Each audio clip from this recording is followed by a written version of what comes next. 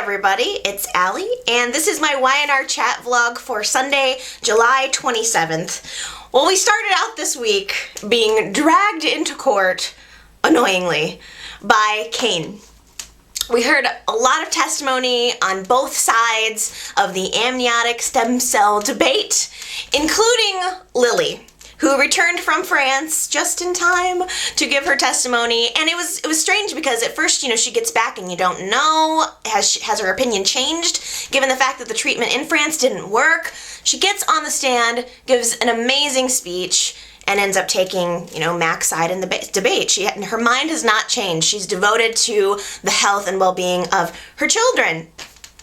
And just as the judge is getting ready to walk off to do her deliberation, Cain stands up and decides to call the whole thing off. They have reached an agreement. They're not going to do anything to disturb the babies. And it was a happy moment in that everybody, that she and Cain were on the same page. But at the same moment, there was this lull, like, darn, now what is Lily going to do? The treatment didn't work. Is she going to die? Neil and Devon are kind of scrambling, like, maybe we should try to change her mind about this. I don't know. Just as all of that is looking very grave, Mac goes into labor. And what do you know? It ends up that Lily ends up being able to use the amniotic stem cells anyway. What do you know? Everything works out. Cain's smile when he came out of the delivery room after the babies had just been born was priceless, and it was so warm and happy, and it really, I think, made up for the annoyingness of dragging us into court earlier in the week. It was nice to see him happy. It was nice to see Lily and Cain happy together when they were presenting the kids to the family and showing them off. It was just wonderful. What a wonderful gift, too, that Mac gave to them. It was really, really nice to see everybody getting along and happy for once, and really everybody was getting along and happy. It was almost sort of strange. A calm kind of came over the whole crowd. I think that JT and Mac will be much closer after this. I think they're looking forward to the possibility of having a life together now that Mac is done being the surrogate. They can have sex, for one, and get started with their life. So that was nice to see. And this was very, very surprising. Billy, who could really give David Hasselhoff a run for his ego? They're very similar. Billy ended up kind of making a truce with JT, which I didn't see coming. They kind of decided that, we're in each other's lives, and so that was nice. And another truce that sort of happened was Neil and Malcolm. They actually, for a few moments, decided to let that water flow under the bridge, and it was nice to see them talking. And really, it was just nice to have some accord for a while, even if it's only for a day. I appreciated it. Now, I couldn't fail to mention one of my favorite moments at the hospital. It was a very, very good scene with Catherine at Mac's bedside, and she was praying to God. And Catherine said, "God, this is Catherine Chancellor here. Are you listening? Now you listen to me and you listen good. If you let anything happen to Mac, you're gonna have me to deal with." It was very cool. I loved and appreciated that scene very much. Those are just the little moments on Y&R that I love and appreciate and that have contributed to my false sense of reality. Hey, I've been wanting to see some beefy storylines for both Jill and Lauren for quite some time now, so this paternity quest at least kills two birds with one stone, but these DNA tests are getting to be a bit much, don't you think? After this, Y&R, can we please go on a DNA test break? Please? I'm begging you. I don't blame Lauren for being skeptical about this entire story, and here's why. Why would Liz initially choose to tell Jill the story about Catherine being her mother rather than just telling her the Fenmore story up front? It's not like Catherine was waiting for Jill with open arms, like waiting to make her life a bed of roses, thinking that Catherine was her mother screwed up Jill's life. They were at each other's throat for years.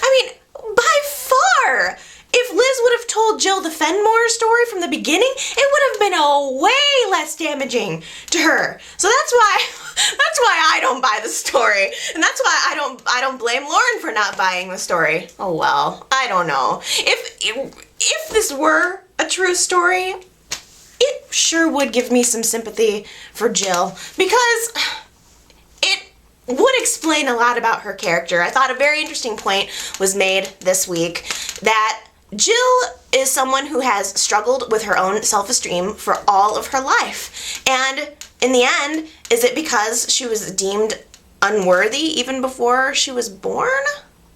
I'm sorry, but I'm beginning to not care if Chance drops off of the face of the planet forever. The Riggs storyline, that entire storyline, was gone, vanished from the landscape for way too long, and frankly, it wasn't that interesting to me to begin with.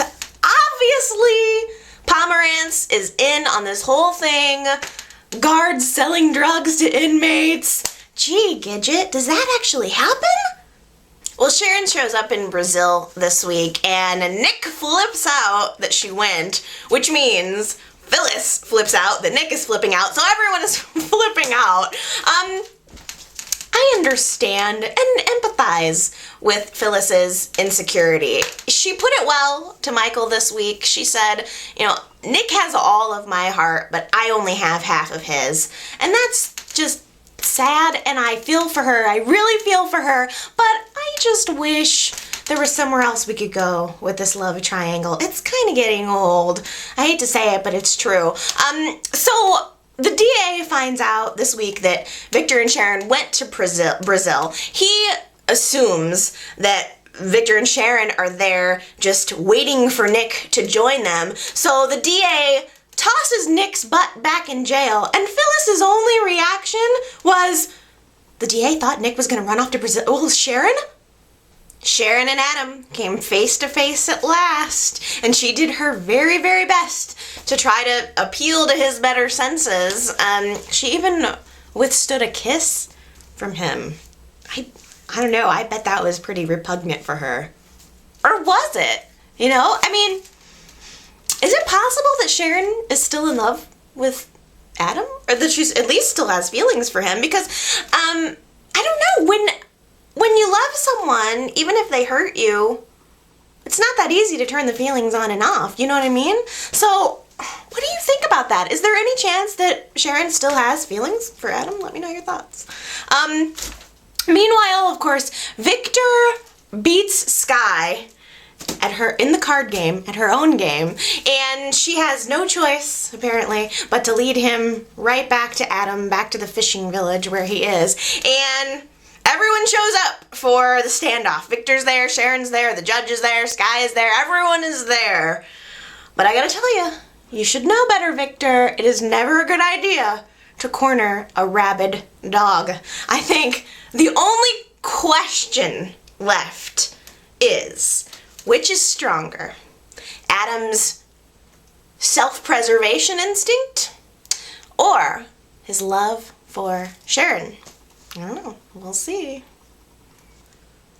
Boy, it's hot here. It's like 90 degrees. I can't think straight when I'm hot. So those are my scatterbrained, hot, sticky, humid thoughts for now. I hope you guys are having a great week, and I hope that you leave me a comment. Let me know what your thoughts are about the show. I always love hearing from you. You guys give me perspective into the show that I would never have on my own. So thank you, and I look forward to hearing from you. If you want to go to my website, you can do that at buttonhead.org, and you can hook up with me there. Otherwise, I'll be back next week, and we'll have another chat. So I'll see you guys then. Bye!